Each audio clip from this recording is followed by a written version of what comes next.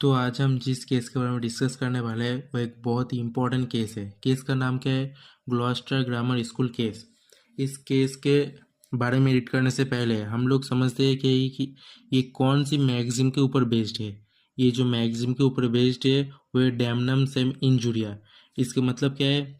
Damage without violation of legal right, actual and substantial loss without infringement of any legal right, no action lies. तो इसका मतलब क्या है कि damage तो होता है लेकिन कोई लीगल राइट वायलेट नहीं होता।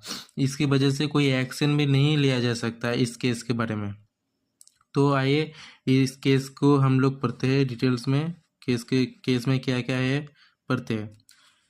In this case, the defendant, a schoolmaster, set up a rival school to that of the plaintiff.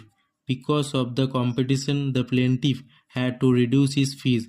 He sued for compensation but held that the plaintiff had no remedy for loss suffered by them. तो इस case में क्या होता है कि जो defendant है एक स्कूल मास्टर एक राइवल स्कूल बिल्ड करता है प्लेंटिफ के सामने बिकॉज ऑफ द कंपटीशन।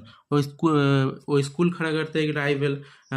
इसके द्वारा एक कंपटीशन क्रिएट होता है। और कंपटीशन के वजह से प्लेंटिफ अपना फीस जो है उसको रिड्यूस कर देता है। इसकी वजह से प्लेंटिफ को नुकसान होता है और प्लेंटिफ एक सूट फाइल करता है कॉम्पेंसेशन के लिए।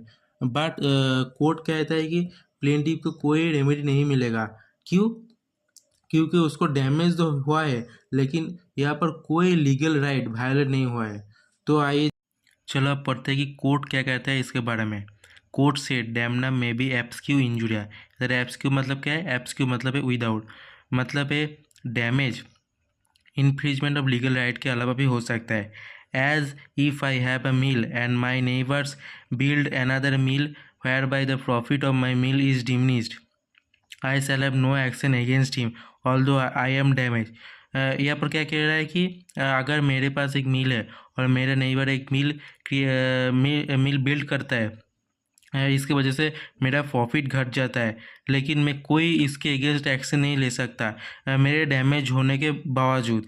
But if the Miller disturbs the water from going to my mill or does any nuisance like sort, लेकिन वो मिल कोई nuisance क्रिएट करता है, मिलर कोई nuisance क्रिएट करता है और वाटर को मेरे मिल पे आने से रोकता है, तो मैं लॉ के द्वारा एक्शन क्रिएट कर सकता हूँ।